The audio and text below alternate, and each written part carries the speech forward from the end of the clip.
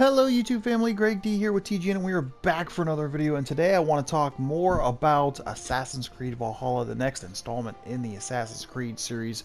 I've been kind of taking in all of the new information over the last few days, kind of digesting it, and kind of wanted to give my take on everything here, and why possibly Assassin's Creed Valhalla could be the best Assassin's Creed game up to this point, because we will be incorporating a lot of the old aspects of the game and the new aspects of the game, because as in the last video we did talk about how they're going to kind of continue with some of the stuff that Odyssey and Origins gave us as far as the RPG elements are concerned. And I know a lot of people did not like that aspect of things 100% totally. Personally, I am a person who loved playing Odyssey, as you can see here.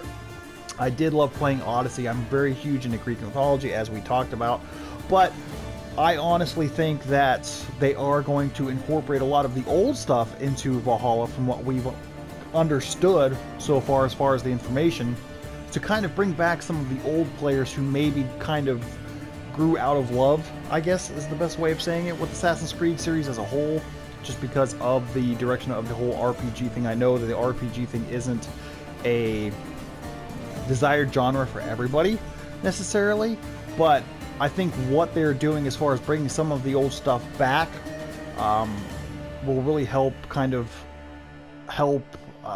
broaden the horizon of the whole Assassin's Creed series, and we'll bring back a lot of old players. We'll keep new players invested.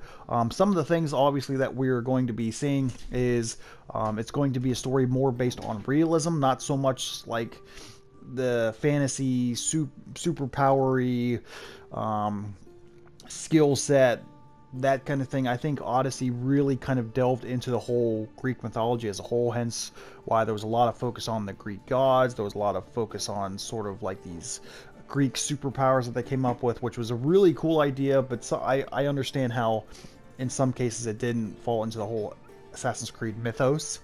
So they are going to be basing a story that's more realistic with some knowledge of the Norse lore and everything, but it's not going to be so fantasized, I guess they can say. Obviously, we talked about the dual wielding system. Some of the things that they are bringing back from the old Assassin's Creed series is you'll be able to blend in with crowds for stealthy type attacks, stealthy missions, that kind of thing, which is something that, you know, all of the original Assassin's Creeds did. Another thing that we noticed, or that I noticed in looking around at the information, is if you look in the promotional screenshots and videos, you will notice that Eivor actually has a rope dart, which I can remember myself playing extensively with Assassin's Creed Black Flag. And obviously the team that helped develop Black Flag had a huge input in the development of Valhalla, so that'll be huge. So there are going to be some aspects here that are definitely taking it old school in a way. Leveling system is going to be totally gone. You're going to be focused now more so on how much power you have. So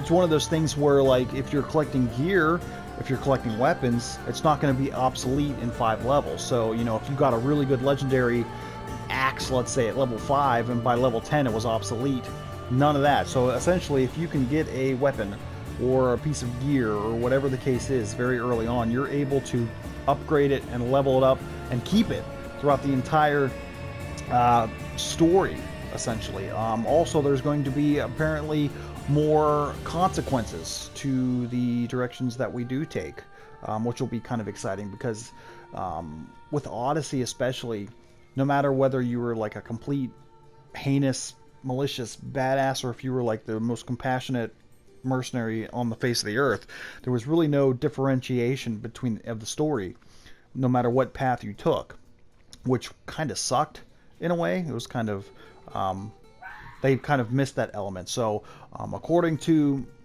developers and the team with Valhalla, the path that you take will have consequences. It'll change the story in a way. Obviously, they are bringing back the male and the female You'll have your choice of playing a male or a female. Both will be called Ivor. I would venture to say that more than likely there's not going to be any kind of differentiation between dialogue. It's probably going to be the same thing as Odyssey here, where it's like no matter if you had Alexios, no matter if you had Cassandra, you're basically getting the same story. There will be more of free will, free choice here. Obviously, if you're someone who likes to focus more so on just the story, you can just go through the story and, you know, do that kind of thing. But there will also be a lot of like side quests, side missions here in Valhalla as per usual if you're more so that kind of person, because we are going to be able to build kind of like villages, colonies in a way, and we can focus on upgrading those. We can focus on building those up for better skills, more money, that kind of thing. There's going to be a lot of like little side games, mini games inside the game itself. So it's almost like Grand Theft Auto Viking in a way. In that case, I think of Grand Theft Auto 5 there.